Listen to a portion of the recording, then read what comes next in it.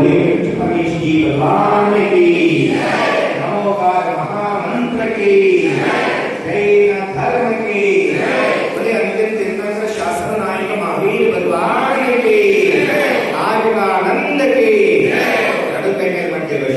बोले पंच परमेश्वर भगवान की पंच नमोकार महामंत्र की सिद्ध मंत्र की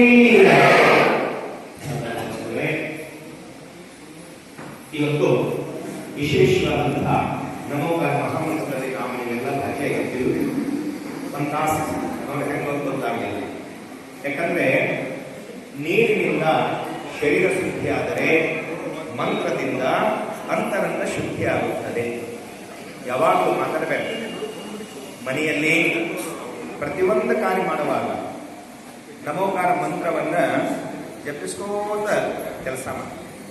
ಕೆಟ್ಟ ನಮ್ಮಲ್ಲಿ ಕೆಟ್ಟ ವಿಚಾರ ಇರಲಿ, ಕೆಟ್ಟ ಮನಸ್ಸಿರಲಿ, ಸಿಟ್ಟಿರಲಿ, ಅಹಂಕಾರ ಇರಲಿ, ನಮೋಕಾರ ಮಂತ್ರ ಬತ್ತು ಅಂದರೆ ಅದೆಲ್ಲ ಕೆಳಗೆ ಹೋಗ್ತೀವಿ.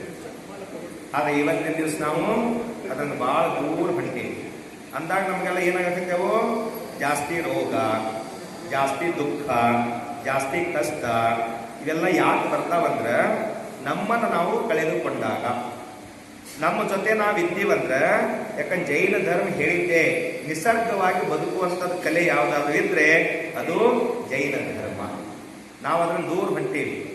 ಅಂದಾಗ ಏನಾಗ್ತಾ ಇದ್ರೆ ನಮಗೆ ಸ್ವಲ್ಪ ಜೈನ ಧರ್ಮ ಭಾಳ ಸರಳ ಐತಿ. ನಾವೇನು ಮಾಡ್ಕೊಂಡಿವಿ ಅದನ್ನ ಭಾಳ ಕಗ್ಗಂಟು ಮಾಡ್ಕೊಂಡಿವಿ. ಯಾಕೆ ನಾವು ಅದ್ರ ಹತ್ರ ಹೋಗಂಗಿಲ್ಲ, ನಮಗೆ ಅದು ದೂರ ಆಕತಿ. ಅದಕ್ಕೆ ಯಾವಾಗಲೂ ಧರ್ಮದ ಜೊತೆ ಇರಬೇಕು, ಮಂತ್ರ ಜೊತೆ ಇರಬೇಕು, ಸ್ವಾಧ್ಯಾಯದ ಜೊತೆ ಇರಬೇಕು, ಧ್ಯಾನದ ಜೊತೆ ಇರಬೇಕು. ಒಳ್ಳೆ ಚಿಂತನ ಮನನ ಇತ್ತು ಅಂದರೆ ನಮ್ಗೆ ಎಷ್ಟೇ ಕಷ್ಟ ಬಂದರೂ ತನ್ನಷ್ಟು ತಾನ ಪರಿಹಾರ ಆಗಿ ಹೋಗ್ತಾವೆ. ನಮ್ಮನ್ನು ಏನೂ ಮಾಡಲಿಕ್ಕೆವೋ ಸಾಧ್ಯವಿಲ್ಲ.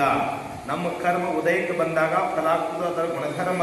ಅದನ್ನು ಸಾವಧಾನತೆಯಿಂದ ಸ್ವೀಕಾರ ಮಾಡಿ ಅದನ್ನು ಬಿಡುವುದು ನಮ್ಮ ಧರ್ಮ ಅಂತ ಹೇಳ್ತಾರೆ ಶಾಸ್ತ್ರದಾಗ.